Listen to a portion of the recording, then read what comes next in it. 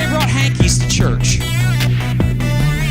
Now they call those sweatbands, but they used to bring hankies to church because church was fun. Church was exciting. It was a good time. You knew that the Spirit showed up whenever she started. Oh, we better start praying through because Sister Piazza speaking in tongues, and she's 99 years old and she's starting to jig. You start getting convicted when you start seeing 99-year-olds starting to jig in the Holy Ghost. This morning about the Holy Ghost. I'm excited about the Holy Ghost. And I remember the day Sister Overlock, Sister Overlock had her own set of problems, and she was a good lady, but the one thing she enjoyed doing was dancing in the house of God. I don't care what your problem is. There ought to be one thing in your life that you love to do is spend time in the presence of God. It doesn't make you a hypocrite. It makes you a human. All right?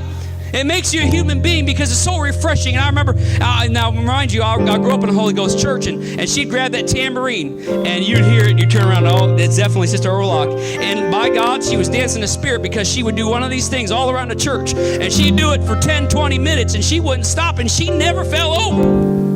There ain't no party like a Holy Ghost party, because a Holy Ghost party, it don't stop. You don't believe me? Let's go back to Acts verses 2 and 1. And that Holy Ghost party ain't never stopped. You might have quit attending it. Oh, he just did. But it's still going. You see, Jesus said the gates of hell shall not prevail against church, but it may prevail against you. So go on, jump out. Because the church ain't never been hurt. You better get in the church, baby. He said, upon this rock, I will build my church. You better get yourself on a firm foundation. There is more therapy in the house of God than you could pay for. How do I know? Because when I get backslid and all twisted, I find myself in the house of God and I'll pray through, and every son, all of a sudden I'm a better husband, better man. If you need the Holy Ghost this morning, you're going to get it. Oh, come on, somebody. If you need the Holy Ghost this morning, you're going to get it. Because Oak Valley Church, we're hosting a Holy Ghost party this morning. I was praying last night before some of the folks showed up. I said, God, what do we got to do here? He said, well, bring my Spirit in and light this place on fire. That's what he said. Okay. Sounds good to me. He said, all you need is 2. He said, all you need is 2. Don't worry about it.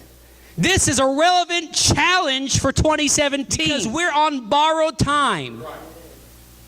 We are all in a place of time, but we're all surrounded by eternity. You must keep your oils lit, and you must keep oil in the vessel so you can stay on fire. So if we look around us today, and this is a sermon for the region, for the country, okay? This is not just for Oak Valley. But we look around our scenery this morning, and if we just took our looking glasses and put them on, we'd see dead churches, we'd see dead families, we'd see dead homes and dead jobs and dead people because there is no fire.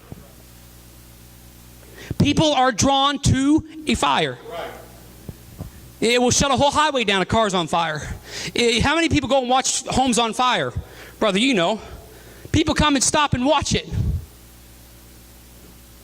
You don't have to market a church on fire. I can tell you how many stories do we both know, and many of you know. Oh yeah, they used to look in the windows and watch them run around and act like crazy people. And the longer they watched, the closer they got. And eventually they caught on fire. Old song that says, it's the Holy Ghost and fire. It's keeping me alive. It's keeping me alive. It's keeping me alive. It's that Holy Ghost and fire. It's keeping me alive. Jesus, it's keeping me alive. You see, if we got the fire, then we got the future. Yes, amen. I'm going to say it again so you can get excited. If we've got the fire, then we've got the future. If I'm a pastor and I can catch the fire, then I'll fix the church. And if you're a dad, if you go home and you catch the fire, then you're going to fix the home. You're going to fix the future. If you got the fire and can't find a job, you go out to the marketplace. If you catch the fire, you'll get the future. It's all about the fire. It's all about the fire. Where are the altar runners? Where are the holy rollers? Where are the dancers? Where are the shouters? Pardon me a moment. While Oak Valley Church, in January 22nd, the day of my brother's birth that has passed away, pardon me a second while I start the Holy Ghost party of this century. Hold on.